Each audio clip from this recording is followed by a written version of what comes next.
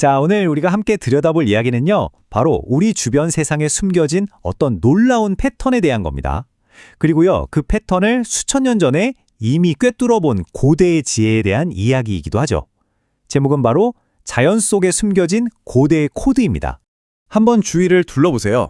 저 멀리 거대한 은하의 나선팔부터 아주 작은 조개 껍데기, 심지어 나뭇가지의 모양까지 우리 주변 세상은요, 정말 놀라울 정도로 비슷한 패턴들로 가득 차 있거든요.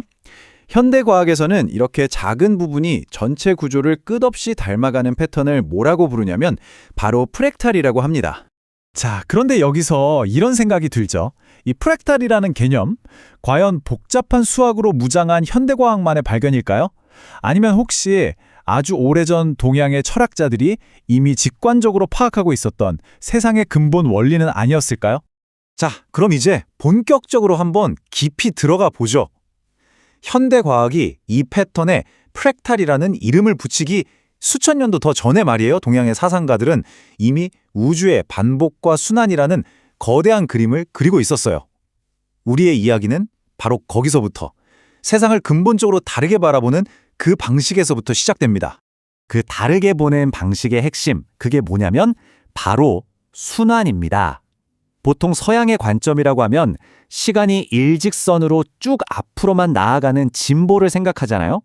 그런데 동양 철학의 가장 근본적인 통찰 중 하나는 이 세상에 끝없이 되풀이되는 거대한 원, 그러니까 순환 구조 안에 있다는 생각에서 출발합니다.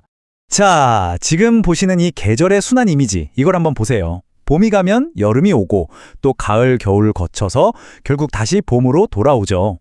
고대인들은 바로 이런 눈에 보이는 자연의 변화를 통해서 시간과 존재 자체가 거대하고 반복적인 순환의 일부라는 아주 깊은 통찰에 도달했던 겁니다. 이게 바로 모든 이야기의 출발점이에요. 고대 동양의 사상가들은 세상의 근본을 이루는 이 반복적인 순환의 증거를 정말 곳곳에서 발견했어요. 해가 지면 달이 뜨는 낮과 밤의 교대, 그리고 사계절의 순환, 또 생명이 태어나고 죽는 삶과 죽음의 반복까지 이 모든 게 그냥 사라지는 게 아니라 다른 모습으로 다시 돌아온다고 본 거죠. 좋아요. 그렇다면 이 순환하는 세계는 대체 어떤 원리로 구성되어 있는 걸까요? 고대 철학자들은 그 답을 몇 가지 핵심 개념에서 찾았는데요. 그 첫 번째 열쇠가 바로 우리에게도 아주 익숙한 상징, 음양입니다. 자, 먼저 왼쪽의 태극 문양을 한번 보세요. 흰색, 즉 양의 영역 안에 검은 점이 하나 있고 반대로 검은색, 음의 영역 안에는 흰 점이 있죠. 서로 완전 반대인데 각자 내부에 상대방의 씨앗을 품고 있는 거예요. 자, 그리고 오른쪽 나무를 볼까요? 커다란 줄기에서 뻗어나온 가지가 다시 더 작은 가지로 나뉘고 그 작은 가지 하나하나가 신기하게도 전체 나무의 형태를 그대로 닮아 있습니다. 바로 이겁니다. 이게 바로 프랙탈의 핵심 개념인 자기유사성이에요. 그러니까 작은 구조가 더 큰 구조와 똑같은 패턴을 반복하는 성질, 이걸 말하는 거죠. 옛날 음양사상에서 가장 작은 단위 안에도 음과 양이 모두 존재한다고 본 건 바로 이런 자연의 자기유사성을 직관적으로 꿰뚫어 본 거라고 할 수 있겠죠. 그렇다면 말이죠. 이런 반복적인 패턴을 만들어내는 근본적인 힘, 뭐랄까, 일종의 소스 코드 같은 건 대체 뭘까요? 동양 철학은 그것을 도라고 불렀습니다. 이 도라는 건요, 처음엔 형태가 없는 하나의 근원에서 시작해서 음과 양이라는 두 가지 기운으로 나뉘게 됩니다.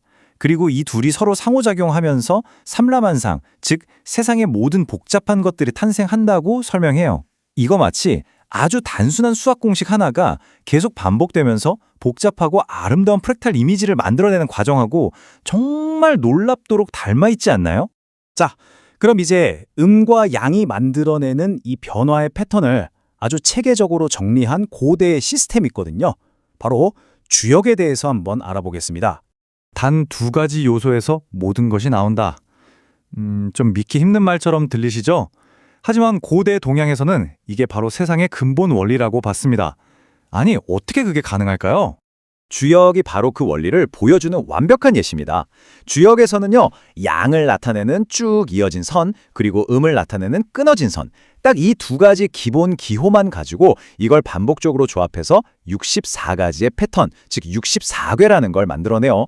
그리고 이 64궤가 우주 만물이 겪을 수 있는 모든 변화의 상태를 상징한다고 본 거죠. 핵심은 바로 이겁니다. 단순한 규칙이 계속 반복되면서 무한한 복잡성을 낳는다. 이 문장이에요. 주역은 음과 양이라는 정말 단순한 두 요소를 반복하고 조합하는 것만으로 우주 만물의 변화를 설명하는 하나의 거대한 시스템을 만들어낸 거죠. 그리고 이거 현대 수학에서 프랙탈을 생성하는 원리랑 본질적으로 완벽하게 똑같습니다. 자, 그럼 지금까지 우리가 살펴본 음양, 도, 그리고 주역, 이 세 가지 기둥을 이제 하나로 모아서 전체 그림을 한번 완성해 보겠습니다. 고대의 직관이 어떻게 현대 수학과 딱 마주치게 되는지 한번 확인해 보시죠. 결국 이 세 가지 개념은 프랙탈 우주를 생성하는 하나의 통합된 시스템으로 볼 수 있는 겁니다.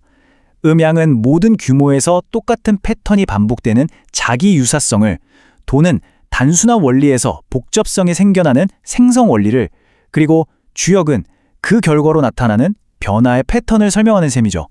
딱 맞아 떨어지지 않나요? 세상을 보는 두 가지 방식을 비교해보면 이 차이가 더 명확해져요. 서양 과학이 자연을 막 분석하고 측정해서 변하지 않는 법칙을 찾으려고 했다면, 동양 철학은 자연의 흐름과 반복되는 패턴 그 자체에 주목해서 순환하는 진리를 찾으려 했죠. 사실 이 프랙탈적인 사고방식은 분석적인 서양의 관점보다는 이렇게 직관적인 동양의 관점에 훨씬 더 가깝다고 할 수 있습니다. 이 모든 거대한 사유체계를 관통하는 핵심 통찰, 그건 바로 이 한 문장으로 요약할 수 있을 것 같아요. 부분은 전체를 담고 전체는 부분 안에 있다. 어떠세요? 이거야말로 프랙탈의 세계관을 가장 아름답게 표현한 말 아닐까요? 결국 동양 철학은요, 수천 년 전부터 이미 세상을 프랙탈 구조로 이해해온 거대한 사유체계였다. 이렇게 볼 수도 있는 겁니다. 자, 마지막으로 이런 주문을 한번 던져보면서 마무리하고 싶습니다. 어쩌면 이 프랙탈 기하학이라는 건 동양 철학이 아주 오랫동안 품고 있었던 그 위대한 직관을 현대의 수학이라는 언어로 다시 한번 증명해낸 것은 아닐까요?